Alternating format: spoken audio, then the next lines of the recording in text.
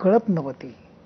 मी signboard करणार, मला एवढं एवढं आहे, पण मी करताना मी त्याच्यातली कमर्शियल बाजू काय ती, मी मा तुझे सलाम लोगो केला, त्यावेळेला मी गाणं आणि कॅलिग्राफी एकत्र आणली. किंवा मी महेश काळेबरोबर काम केलं, विठ्ठल आणि कॅलिग्राफी एकत्र आणली. मी सतीश व्यासांबरोबर काम केलं, शशी व्यासांबरोबर. तरी विठ्ठल ऐकल्यानंतर तो मांडला पाहिजे, तो तुमच्या पद्धतीने मांडा, जे ऐकताय ते त्याच्यासारखं मांडू नका, तुम्हाला जो कळलाय तो मांडा. मी गुलजारांबरोबर काम केलं. गुलजारांचे शब्द किंवा विजय राजाध्यक्ष ज्यांनी मला लिटरली शब्द म्हणजे काय हे शिकवलं.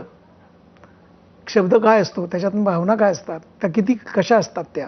एकदा त्यांनी तुकारामांची डायरी करताना 3 तास तुकारामाची गोष्ट सांगितली. मला तोपर्यंत सांगितलं ही तुकाराम आहे, तो गोष्ट कशी वाटली, बोललो छान आहे, हा तुकाराम आहे. तेव्हा मला त्याच्यातली फिलॉसॉफी कळली. तर ही फिलॉसॉफी मांडताना, डायरी मांडताना, मी अवगुणी अन्यायी किती म्हणूनच सांगू काही असं म्हणणारा तुकाराम शेवटी शून्यामध्ये विलीन झाला. हा एक प्रवास होता, हा एक कॉन्सेप्ट होता, डिझाईनचा कॉन्सेप्ट होता. हे मांडणं त्या माणसाला माहिती नव्हतं. माझ्यापेक्षा खूप छान काम करणारे आजही माणसं आहेत. मी असं म्हणत नाही की मला पद्मश्री मिळेल म्हणजे yes I am the great, no.